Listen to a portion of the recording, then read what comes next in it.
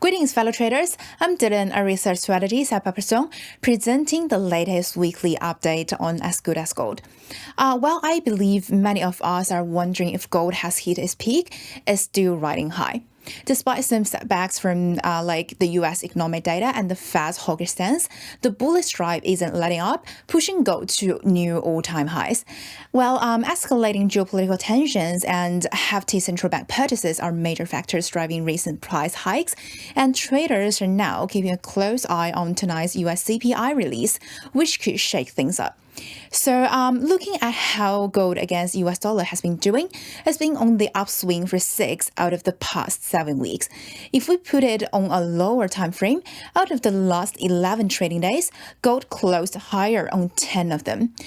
So I would say this bull market is real and seriously strong stuff.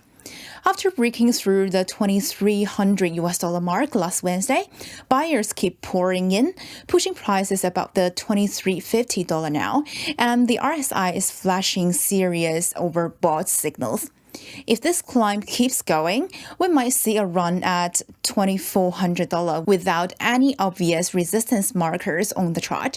Well, if gold takes a dip, $2,300 could be the first line of defense, and if it breaks, buyers might step in around $2,200, where the March trading range topped out. So actually, like the deja vu from last week, strong non-farm payrolls, US PMIs, and that no rush to cut stance from the Fed are weighing on gold. But despite these hurdles, what's really powering gold's rise? Well, I would say people's appetite for safe haven assets due to geopolitical tensions and the anticipation of major central bank gold purchases are playing a bigger role. Well, there's talk of possible ceasefire deals between Israel and Hamas. Other conflict like the Ukraine situation could still flare up. Plus, with the de-dollarization trend gaining steam and policy shifts looming, the market is betting that global central banks will start hoarding gold later this year. Right now, PBOC has been buying gold for 17 straight months as of March, with total holdings of almost 73 million ounces, while Turkey, India, and a bunch of Eastern European countries have also been stocking up this year. The World Gold Council says global central banks have been buying more gold for 9 months in a row as of February. With this kind of expectation, traders might be loading up on gold in advance. And of course, speculative buying could always give gold prices a push. So overall, gold's upward momentum is still going strong.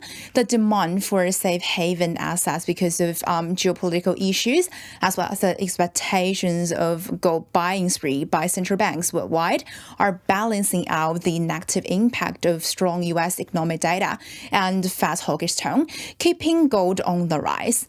Well, as for the recent risk events, I believe tonight's March US CPI data is crucial. It will set the tone for Fed rate expectations and where gold's headed next. Market buzz is that core CPI might show a slight cool-off, with annual growth dropping from 3.8% to 3.7%, and the monthly growth easing from 0.4% to 0.3%.